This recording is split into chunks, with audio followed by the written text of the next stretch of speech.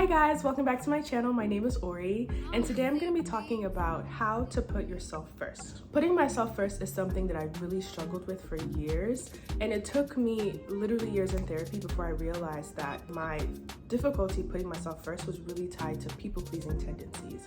So the purpose of this video today is to just talk through a few reasons why it is important to put yourself first in order to be of service to other people. The first step to putting yourself first is to detach your value from service. It's really difficult when you have a servant heart, when you have a desire to be there for people, you want to be liked, you want people to view you as someone who is kind, who is trustworthy. But when you attach your value to that, then you think that you have to continue to serve people in order to be worthy. And that's really what people pleasing is all about.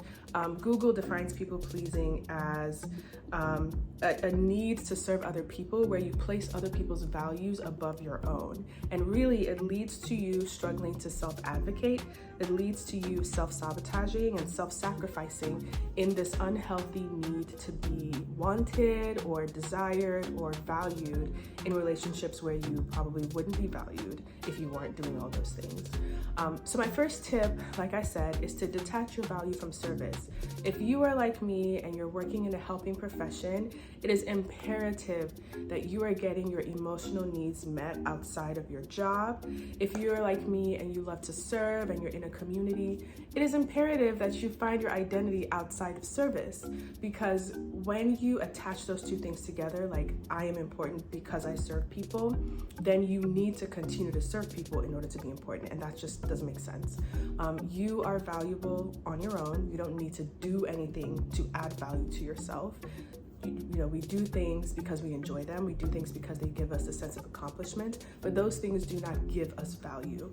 So that is my first advice. Detach your identity to your need to serve other people. My second tip on how to put yourself first is to accept that you are limited. You are a limited being, okay? You have limited resources, you have limited energy, you have limited time, and you can't just keep giving and giving and giving because it's going to run out. You have to have some, you have to keep some for yourself. And one of the best advice that one of my coaches gave me was that I need to protect what God has given me. And in order to protect what God has given me, I need to be a good steward of those things, meaning I need to manage my resources wisely.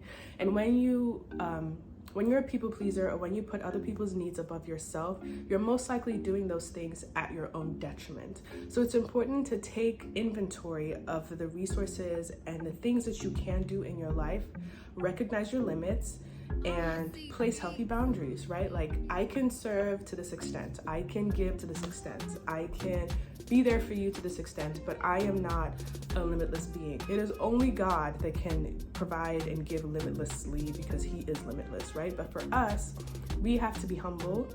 We have to recognize that he's placed limits on us for a reason, and we must respect that. And my last tip on putting yourself first is to hold yourself in high regard.